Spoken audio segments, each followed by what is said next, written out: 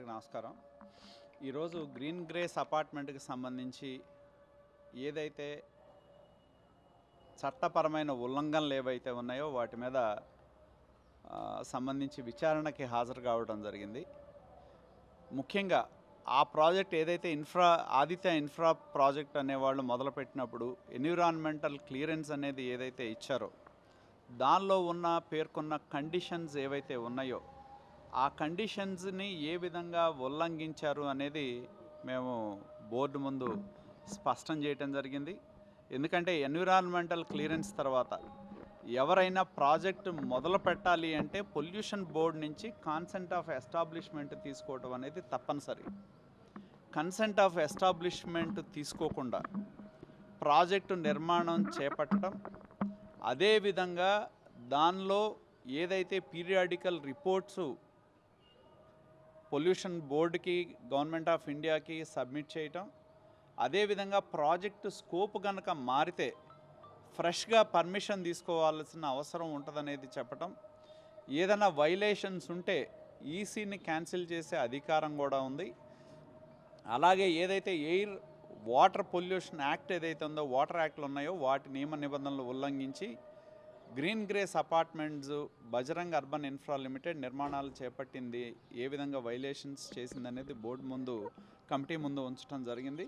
మేము స్పష్టంగా డిమాండ్ చేసింది ఒకటే, ఏ విధంగా ఆ యొక్క కండిషన్స్ ఏవైతే ఉన్నాయో వాటిని ఉల్లంఘించడంతో పాటు ఎటువంటి అనుమతులు లేకుండా, మరి గతంలో కూడా నేను చెప్పడం జరిగింది, ఏదైతే రైల్వే ఎన్ఓసిని క్యాన్సిల్ చేయటం, రైల్వే ఎన్ఓసికి ఏమో గ్రౌండ్ ప్లస్ 5 ఫ్లోర్లని రైల్వే ఎన్ఓసి తీసుకొని 14 ఫ్లోర్లు కట్టడం, రైల్వే ఎన్ఓసి నియమ నిబంధనలకు విరుద్ధంగా నిర్మాణాలు చేపట్టడం మీద కూడా విచారణ జరిగింది. నివేదిక కోసం ఎదురు చూస్తూ ఉన్నాం. అలాగే ఫైర్ ఎన్ఓసి కూడా తమకున్న అధికారాన్ని 5 సంవత్సరాల కాలంలో తమకున్న అధికారాన్ని ఉపయోగించి ఫైర్ ఎన్ఓసిని కూడా మరి కట్టే స్ట్రక్చర్లతో సంబంధం లేకుండా జస్ట్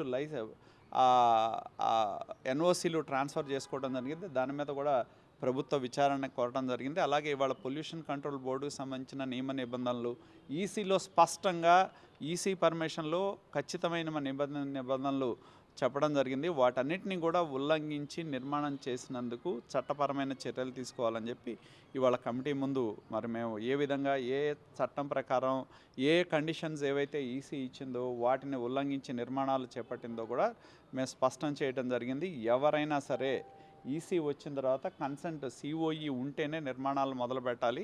ఎంత విచిత్రం అంటే 5 ఏళ్ల కాలం అధికారాన్ని ఉపయోగించి తమ పరపతిని ఉపయోగించి అధికారులు ఎవరిని కూడా దరిదాపులుగా రాకుండా రకరకాల ఉల్లంఘనలు జరిగినా కూడా అధికారులు కానీ ఎవరైనా ఆ వైపు చూడటానికి భయపెట్టే విధంగా చేసిన వ్యక్తి ఇవాళ ఏదో నాకు విషయాలు తెలియదనే విధంగా మాట్లాడి తప్పించుకునే ప్రయత్నం చేయడం జరిగింది.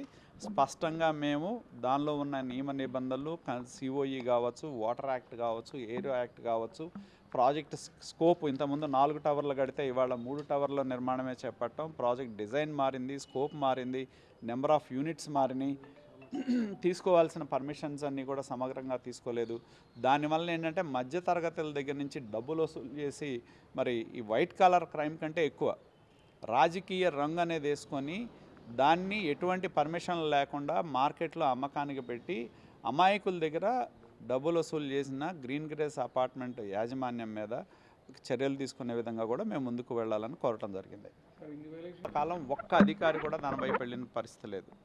ఎందుకంటే ఈ మధ్యన కాలంలో పక్కన రోడ్డు ఉంటే మరి పాపం ఒక ఆయన కొత్త కారు కనుక్కున్నాడు, మన వర్షానికి ఆ కారుతో సహా వెళ్ళి గుంటలో పడింది. అయినా అధికారులు ఎవడో కూడా దాని వైపు చూసే సాహసం చేయాలి.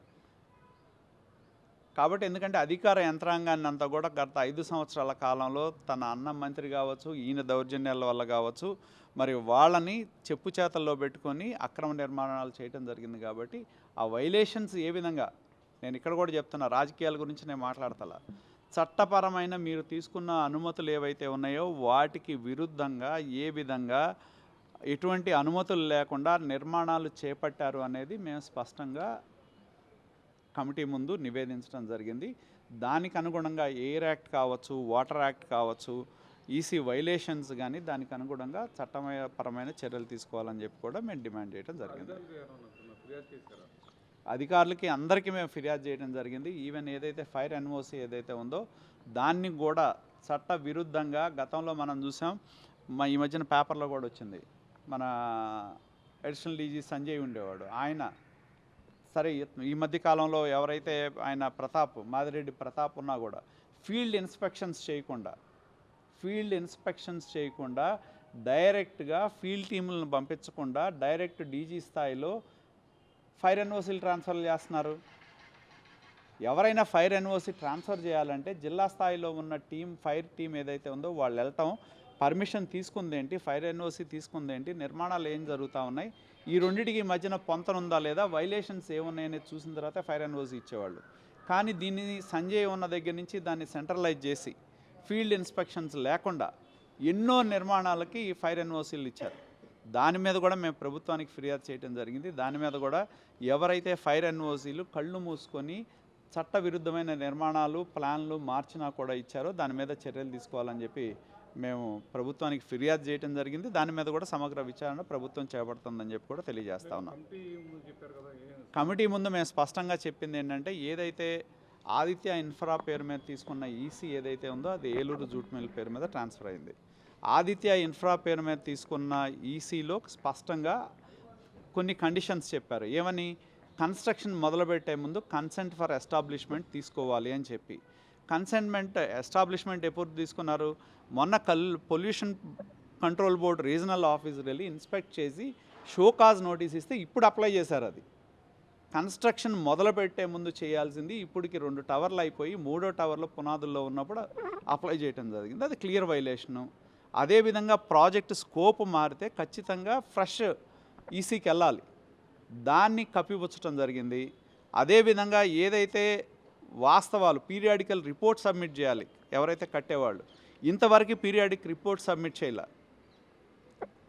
ఎవరైనా వస్తే చాలు భయపెట్టడం ఆనవాయితీగా మారిపోతా ఉన్న పరిస్థితి. భయపెట్టి 5 ఏళ్ళు ప్రతి ఒక్క అధికారిని భయపెట్టి అక్రమంగా నిర్మాణం చేసి ఇవాళ ఇది చేస్తూ ఉన్న పరిస్థితి మనం చూస్తూ ఉన్నాం.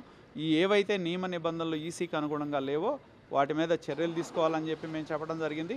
అదేవిధంగా air act, water act violations అనేవి చాలా తీవ్రమైనవి. కన్సెంట్ ఫర్ ఎస్టాబ్లిష్మెంట్ లేకుండా ఒక్క నిర్మాణం కూడా చేయడానికి వీల్లేదు. దాని మీద కూడా కఠినమైన చర్యలు తీసుకోవాలని చెప్పి మేము డిమాండ్ చేయడం జరిగింది.